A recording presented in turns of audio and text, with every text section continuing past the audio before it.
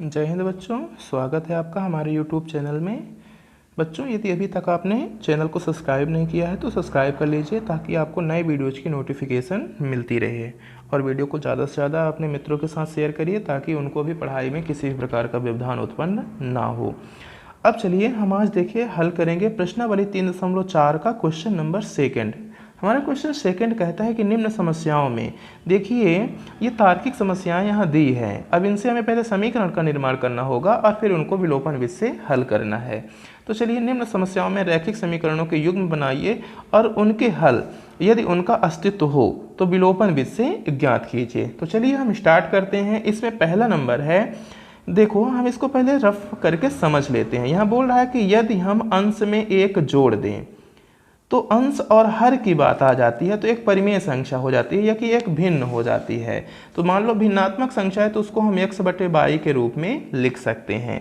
तो बोल रहा है कि यदि हम अंश में एक जोड़ दें और हर में एक घटा दें, ठीक है ना। तो x/y हमने क्या माना, यहाँ लिख लेंगे कि माना x/y एक भिन्नात्मक संख्या है। तो अब प्रश्नानुसार बोल रहा है कि अंश में एक जोड़ दें, तो चलो अंश में एक जोड़ दिए। फिर बोल रहा है हर में एक घटा दें, तो हर में एक घटा दिए।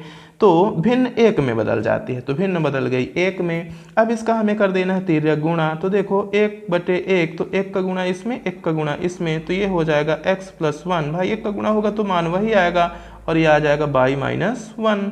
अब देखो यहाँ से हम y को इधर ले आते हैं तो ये हो जाएगा हमारा x माइनस बाई बराबर, ये है हमारा -1, ये +1 इधर जाएगा तो ये भी क्या हो जाएगा -1। तो ये हमें मिल जाएगा x माइनस बाई बराबर -2। ये हो गया हमारा समीकरण नंबर पहला, ठीक है।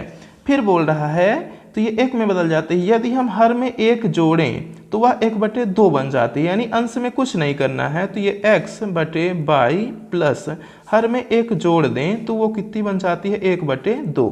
तो 2 का गुणा x से तो कितना हो जाएगा 2x हो जाएगा बराबर 1 का गुणा y+1 से होगा तो ये y+1 ही रहेगा। तो ये हमारा हो जाएगा 2x माइनस y बराबर 1। ये हो गया हमारा समीकरण 2। अब बच्चों इन दोनों समीकरणों को हमें किस विधि से हल कर देना है, विलोपन विधि से हल कर देना है। तो चलो बच्चों स्टार्ट करते हैं। पहले लिख लेंगे कि माना x/y एक भिन्नात्मक संख्या है। फिर प्रश्नानुसार यही सारी प्रोसेस हमको कर देना है। तो ये हमने लिखा है। अब देखो प्रश्नानुसार कर देंगे इसको। जैसे जैसे बोल रहा है ना कि अंश में एक जोड़ो, तो अंश हमारा क्या है, देखो x है ना जो ऊपर रहता है, अंश जो नीचे रहता है हर। चाहो तो आप ये भी लिख सकते हो कि अंश x है वह हर y है, ज़्यादा लिखने की क्या ज़रूरत है। तो देखो x हमारा अंश हो गया तो अंश में एक हमने क्या किया जोड़ दिया, तथा हर में एक घटा दें तो अंश बटे हर, इसको तो बटे के रूप में ही लिखते हैं। तो हर हमारा क्या हो गया बाई में एक हमने घटा दिया, संख्या हमारी क्या बनी 1 बनी। अब इसका तिर्यक गुणा करेंगे, ठीक है ना। तो तिर्यक गुणा करेंगे तो अभी आपने देखा कि क्या मिला था हमें x+1 = y-1। चलिए इसको पक्षांतरित करके लिख देते हैं। तो ये हमारा आ जाएगा x माइनस बाई बराबर -1 और ये प्लस में इधर है तो इधर जाएगा तो -1 हो जाएगा। तो ये हमारा हो जाएगा x माइनस बाई बराबर ये -2। ये हो गया हमारा समीकरण नंबर 1। अब इसके बाद बोल रहा है दूसरा तर्क इसमें कह रहा है कि यदि हम सिर्फ हर में एक जोड़ दें तो वह 1/2 हो जाती है। तो देखो हमने संख्या क्या लिया है, यहाँ संख्या हमने लिया है x/y। तो सिर्फ हर में हमें क्या करना है एक जोड़ना है, तो वो कितना होती है 1/2। फिर से तिर्यक गुणा, 2 का गुणा x से हो जाएगा तो कितना हो जाएगा 2x बराबर 1 का गुणा y+1 से हो जाएगा तो y+1 ही आएगा। देखो y को उधर ले आते हैं तो ये हमारा हो जाएगा 2x माइनस y बराबर यहाँ कितना बचा 1 बचेगा। ये हो गया हमारा समीकरण 2। अब समीकरण 1 व 2 को विलोपन विधि से हल करने पर तो यहाँ हमने इन दोनों मानों को लिख लिया। देखो यहाँ -y और -y, यदि हम इसको घटाने पर कर दें तो चिन्ह परिवर्तित हो जाएगा, तो हमें गुणा नहीं करना पड़ेगा। तो चलिए घटाने पर ले आते हैं इसको। ये देखो प्लस में है तो माइनस में हो जाएगा और ये माइनस में है तो प्लस में हो जाएगा और ये प्लस में है तो माइनस में। देखो ये 2x है और ये x है, घट जाएगा तो कितना बचेगा माइनस का x। ये देखो माइनस में ये प्लस में ये कैंसिल हो जाएंगे बराबर। देखो ये भी माइनस में ये भी माइनस में तो कितना हो जाएगा -3 हो जाएगा। यहाँ भी माइनस से माइनस कैंसिल हो गया तो हमें यहाँ मिल गया x बराबर 3। देखो x की वैल्यू हमें मिल गई ना। अब x की वैल्यू चाहे तो समीकरण 1 में रख दो चाहे समीकरण 2 में, तो x का मान लिख देते हैं समीकरण 1 में रखने पर। तो देखो हमारा समीकरण एक है x माइनस वाई बराबर -2। तो x का मान कितना आया 3 आया, तो यहाँ हो जाएगा 3 माइनस वाई बराबर -2। तो यहाँ आ जाएगा y बराबर -2 और ये देखो इधर किस में है प्लस में, इधर किस में जाएगा माइनस का 3 हो जाएगा। तो ये y बराबर हमको कितना मिल जाएगा -5। तो यहाँ लिख देंगे y बराबर -5। यहाँ देखो ये -y है, यहाँ भी -y है, ये माइनस छूट गया था तो ये माइनस से माइनस क्या हो जाएगा कैंसिल हो जाएगा। तो यहाँ हमको y बराबर कितना मिल गया 5 मिल गया। ठीक है, x बराबर कितना मिल गया 3 मिल गया। अब हमारी भिन्न क्या थी x बटे y थी, तो यहाँ भिन्न हमारी क्या है लिख देंगे भिन्न x बटे y बराबर, तो देखो x की वैल्यू कितनी है 3, y की वैल्यू क्या है 5, तो हमारी भिन्न x बटे y क्या हो गई 3/5 है। यही है हमारा आंसर। इस प्रकार से हमारा पहला क्वेश्चन सॉल्व हो जाता है। अब चलिए देखते हैं दूसरा क्वेश्चन। देखिए बच्चों, इन क्वेश्चनों में हमें क्या करना होता है, जैसे जैसे क्वेश्चन हमको बोलता है ना वैसे वैसे लिख देना होता है। तर्कों को ही मतलब अचर या चर रूप में या अचर रूप के मिश्रण में, यानी समीकरण, चर और अचर का मिश्रण ही कहलाता है, समीकरण में कन्वर्ट कर देना होता है। तो देखिए बोल रहा है 5 वर्ष पूर्व नूरी की आयु सोनू की आयु की 3 गुनी थी। अब लास्ट में चले आओ, नूरी और सोनू की आयु कितनी है मतलब वर्तमान आयु पूछ रहा है। तो हम ये मान लेते हैं कि नूरी की आयु x वर्ष है और सोनू की आयु 22 वर्ष है। ये वर्तमान आयु यानी कि हम नूरी की वर्तमान आयु x मान लेते हैं और सोनू की वर्तमान आयु y मान लेते हैं। तो यही लिख देते हैं। चलिए तो हमने लिख दिया। अब चलो प्रश्नानुसार करेंगे। बोल रहा है कि 5 वर्ष पूर्व, ठीक है ना, 5 वर्ष पूर्व नूरी की, सिर्फ इतना देखो 5 वर्ष पूर्व नूरी की, तो वर्तमान क्या हो गया x हो गया, पूर्व का मतलब पहले, तो 5 वर्ष पहले क्या होगा माइनस होगा, तो क्या हो गया x माइनस 5। ये नूरी की 5 वर्ष पूर्व आयु हो गई। फिर सोनू की आयु, तो सोनू की आयु की 3 गुनी थी, तो 5 वर्ष पूर्व सोनू की आयु क्या हो जाएगी y माइनस 5। तो y माइनस 5 की कितनी गुनी है 3 गुनी है। ये देखो हमारा पहला समीकरण बन गया। ठीक है, अब इसको पहले हम हल कर लेते हैं, इसके बाद यहाँ से आगे पढ़ेंगे। ठीक है, तो ये हमारा हो जाएगा x माइनस 5 बराबर, ये क्या हो जाएगा 3y, क्योंकि 3 से गुणा हो गया, ये प्लस में माइनस में तो प्लस माइनस माइनस और 5 तिहाई 15। इसको हम कर देंगे x माइनस 3y बराबर माइनस 15 और ये क्या हो जाएगा प्लस का 5, क्योंकि पक्षांतरित हो जाएगा। ठीक है, अब इसको x माइनस 3y बराबर माइनस 15 और प्लस 5 घट जाएगा, तो बताओ कितना बचेगा माइनस का 10। ये हो गया हमारा समीकरण नंबर 1।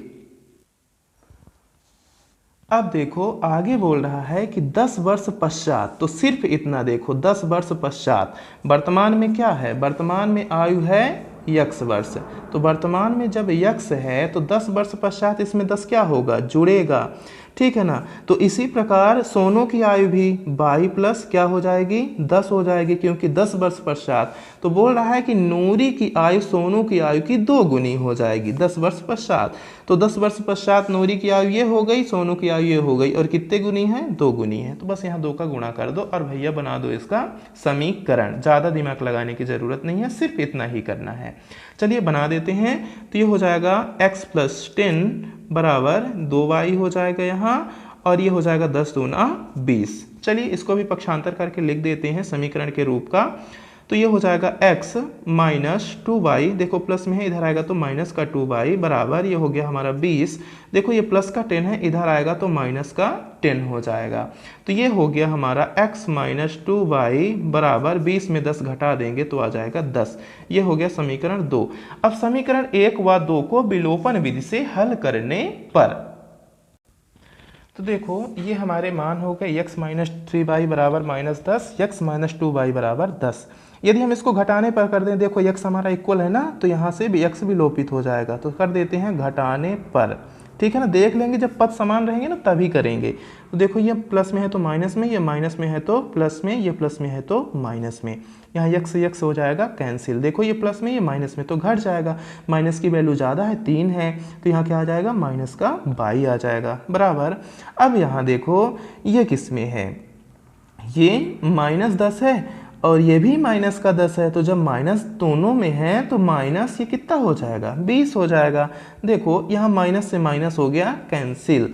है ना। तो बाई बराबर हमें कितना मिल गया, 20 मिल गया। बाई हमने किसकी आयु माना था, सोनू की माना था। तो देखो सोनू की आयु कितनी हो गई, 20 वर्ष हो गई।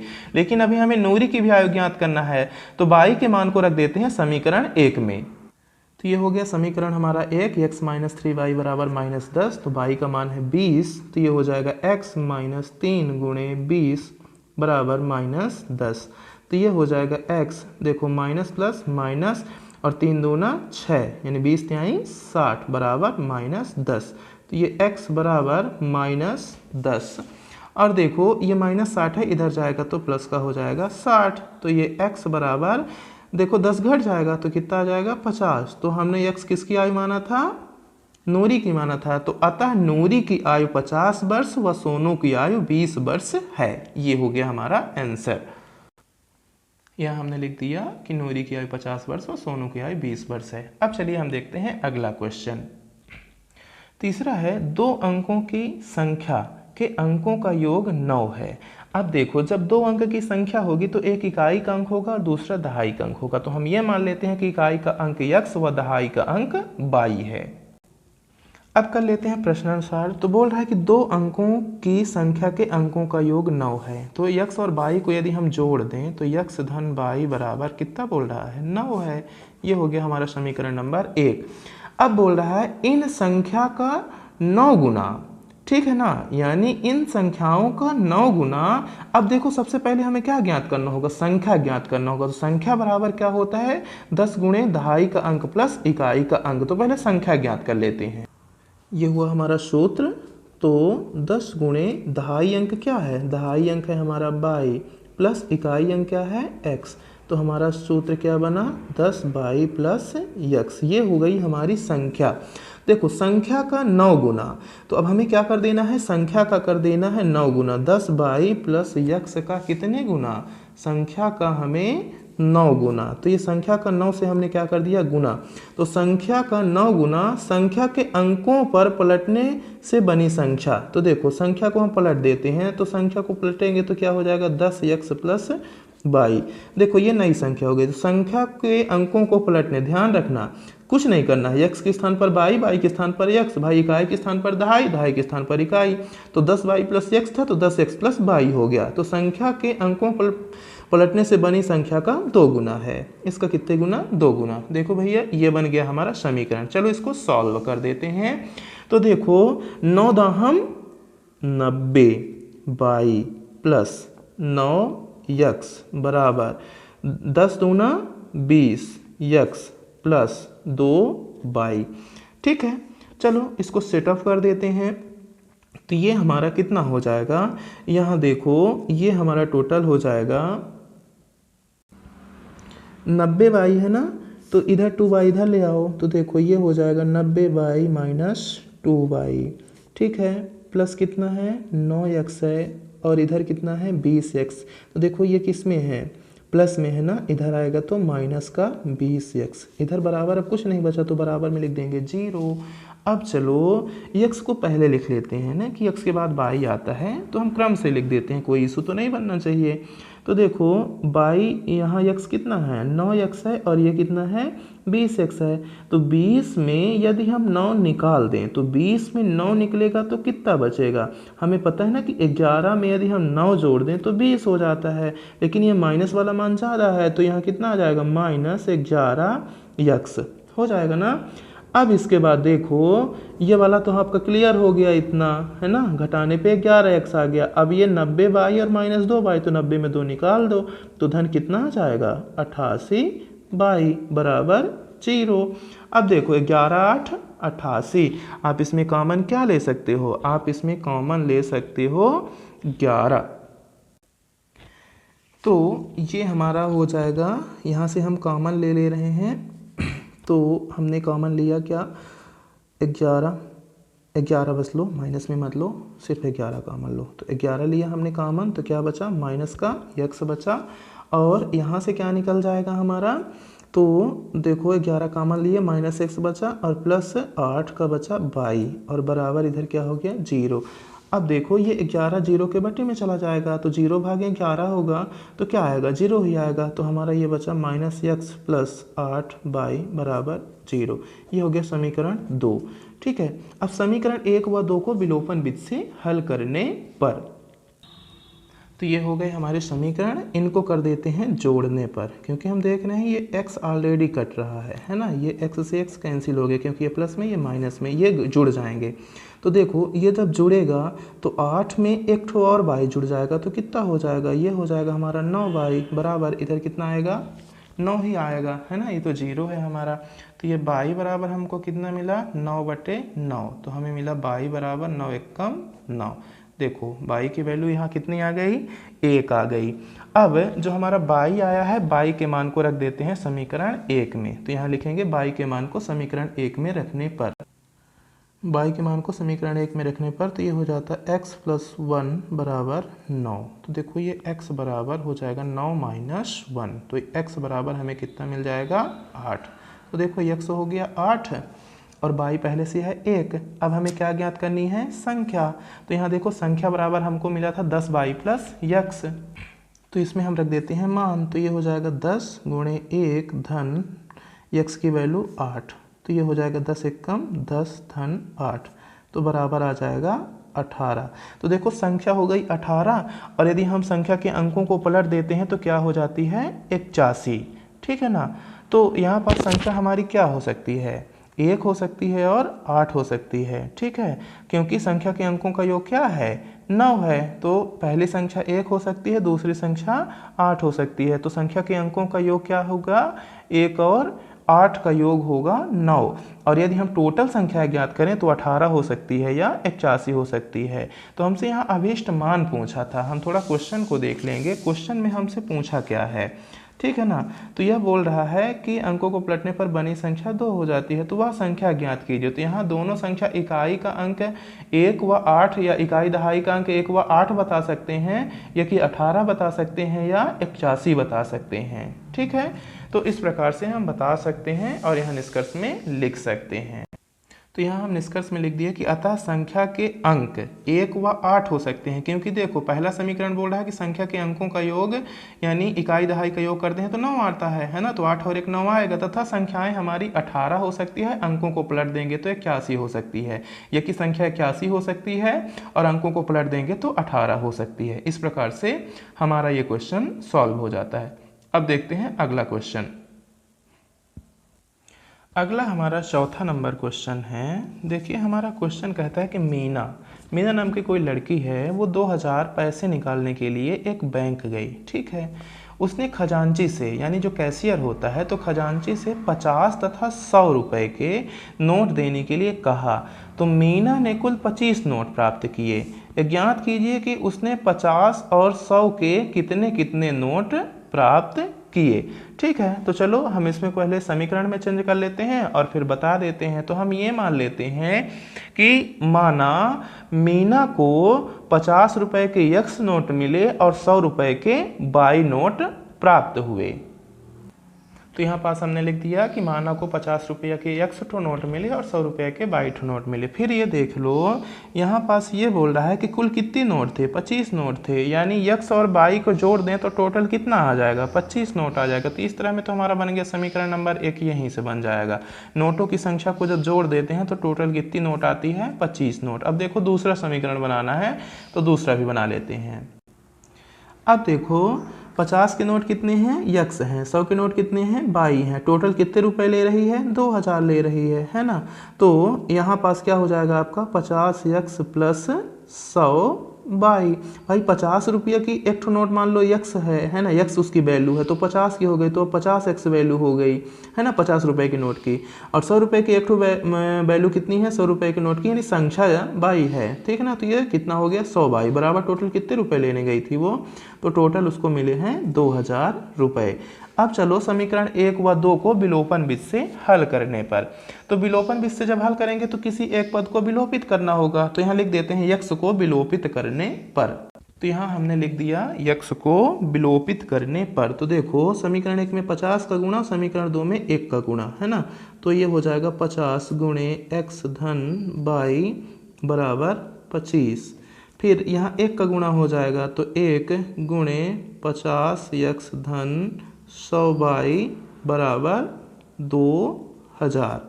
अब चलो जितना मान आएगा तो लिख देंगे। 50 का गुणा x से तो कितना आ जाएगा 50x आ जाएगा, धन 50 का गुणा y से तो कितना आ जाएगा 50y।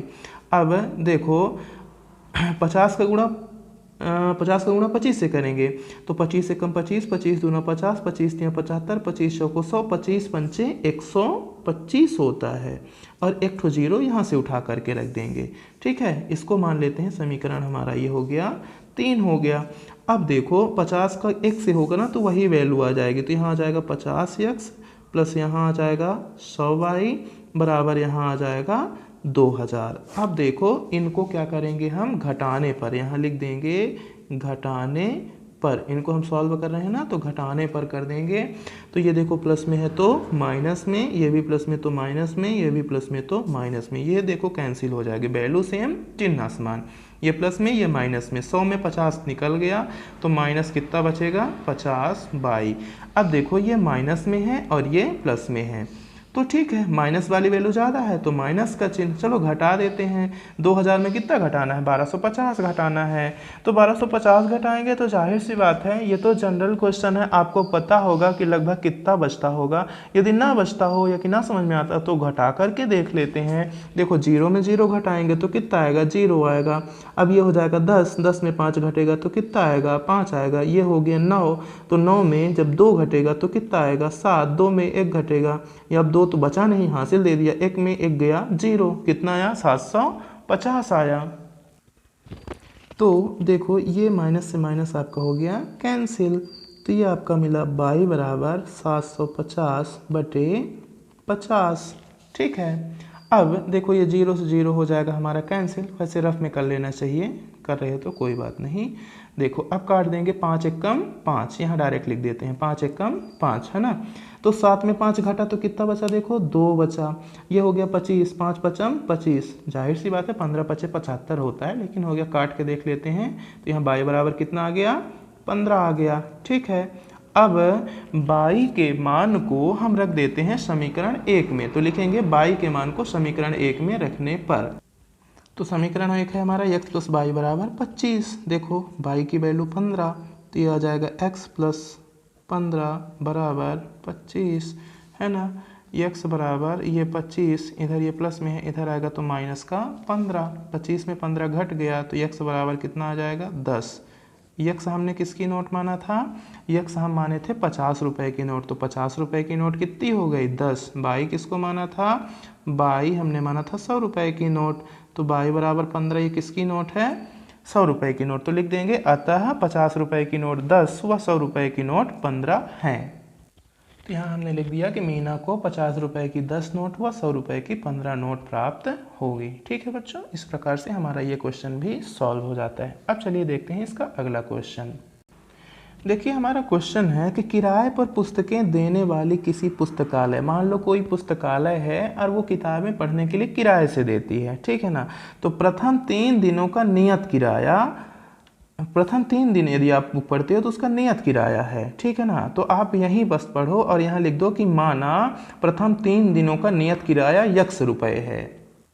तो यहाँ हमने लिख दिया कि प्रथम 3 दिनों का नियत किराया कितने रुपए है x रुपए, तथा उसके बाद प्रत्येक अतिरिक्त दिन का अलग किराया है। तो अतिरिक्त दिन का अलग किराया मान लो 22 रुपये। अब इसको देख लेते हैं, अतिरिक्त किराया हमारा हो गया 22 रुपये। अब देखते हैं प्रश्नानुसार, ठीक है ना। तथा उसके बाद अतिरिक्त दिन का अलग किराया है, तो सरिता ने 7 दिनों तक एक पुस्तक रखने के लिए 27 रुपये अदा किए। ठीक है, देखो 7 दिन सरिता रखी, तो 3 दिन का किराया पहले शुरू में कितना हो गया x रुपये। अब 7 में 3 दिन निकाल दो तो कितना दिन बचा 4 दिन। अब 4 दिन का जो किराया होगा तो उसमें अतिरिक्त किराया भी जुड़ जाएगा, तो अतिरिक्त किराया कितना है 22 रुपये।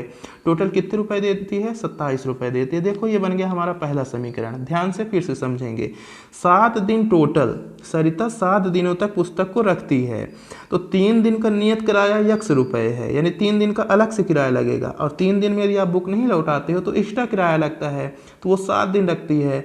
तो हमने 3 दिन का x रुपये ले लिया। अब 7 में 3 निकाल दिए तो 4 बचा। अब 4 दिनों का अतिरिक्त किराया जो है तो 22 रुपये लगता है, तो 4 22 हो जाएगा। टोटल कितने रुपए देती है? 27 रुपये अदा किए। जबकि सूसी नाम की एक लड़की है, तो सूसी ने एक पुस्तक 5 दिनों तक रखी। तो 5 दिन, तो 3 दिनों का नियत किराया x रुपये हो गया। अब 3 के बाद 5 में 3 निकाल दिए तो कितना बचा? 2। यहाँ का अतिरिक्त किराया कितना है? 22 रुपये है, तो ये हो जाएगा 2 22। और कितने रुपए देती है? 21 रुपये देती है। ठीक है, ये हो गया समीकरण 2। अब इन समीकरणों को विलोपन विधि से हल कर देंगे। देखो यहाँ x है, जब विलोपन से हल करेंगे तो डायरेक्ट हल हो जाएगा। इसको यदि घटाने पर हम कर दें तो चिन्ह चेंज हो जाएगा, तो x यहाँ से विलोपित हो जाएगा। तो घटाने पर हो गया, चिन्ह हमारा चेंज होगा। देखो ये प्लस में है तो ये माइनस में, ये प्लस में है तो माइनस में, ये प्लस में है तो माइनस में। देखो ये x से हो गया हमारा x कैंसिल। अब ये देखो ये 4y प्लस में है, 2y माइनस में है, 4 ज़्यादा है प्लस वाला, तो यहाँ पास कितना आएगा? 2y, क्योंकि घट गया, असमान चिन्ह है ना। अब देखो बराबर ये 27 प्लस में 21 माइनस में। 27 में 21 को क्या करेंगे? घटा देंगे, असमान चिन्ह है ना। 27 की वैल्यू ज़्यादा है, धनात्मक बड़ा है। तो देखो 7 में 1 गया, 7 में 1 चला जाएगा तो कितना आएगा? 6 आएगा। 2 में 2 गया 0, है ना। तो यहाँ पास हमको कितना मिला? 2y बराबर 6। तो यहाँ हमको y बराबर कितना मिल जाएगा? 6/2। तो 2 तिहाई 6, तो y बराबर हमको कितना मिल गया? 3। अब लिखेंगे y के मान को समीकरण 1 में रखने पर। तो y के मान को हम समीकरण 1 में रख देंगे। समीकरण 1 है x + 4y बराबर 27। y की वैल्यू कितनी आई? 3। तो देखो ये हो जाएगा x + 3, सॉरी यहाँ 4 है, तो 4 गुणे y की वैल्यू 3 बराबर 27। तो ये हो जाएगा x बराबर 27। देखो 4 तिहाई 12, तो इधर का आ जाएगा -12। अब देखो ये x बराबर 27 में 12 को क्या करेंगे? घटा देंगे। तो हम 27 में 12 घटाएंगे तो कितना आएगा? 15। देखो 5 में 2 गया, तो 7 में 2 गया, सॉरी 5, और 2 में 1 गया 1, तो x की वैल्यू कितनी आ गई? 15। यानी 3 दिनों का किराया कितने रुपए था? 15 रुपये था। और अतिरिक्त किराया जो हमने बाय लिया था, तो अतिरिक्त किराया एक दिन का कितने रुपए लग रहा है? 3 रुपये लग रहा है। अब हमसे ये क्वेश्चन क्या पूछ रहा था? देखिए कि नियत किराया तथा प्रत्येक अतिरिक्त दिन का किराया ज्ञात कीजिए। तो नियत किराया कितना था? 15 रुपये था। अतिरिक्त किराया प्रतिदिन का 3 रुपये था, तो लिख देंगे अतः नियत किराया 15 रुपये था व अतिरिक्त प्रतिदिन का किराया 3 रुपये था। तो हमने लिख दिया अतः 3 दिनों का नियत किराया 15 रुपये व 1 दिन का अतिरिक्त किराया 3 रुपये है। ठीक है बच्चों, इस प्रकार से हमारा ये क्वेश्चन नंबर 2 भी खत्म हो जाता है। बच्चों यदि आपको ये वीडियो पसंद आते हैं तो आप अपने मित्रों को ये वीडियो ज़्यादा से ज़्यादा शेयर करिए, ताकि उनके भी पढ़ाई इस कोरोना काल में ना रुके। धन्यवाद बच्चों।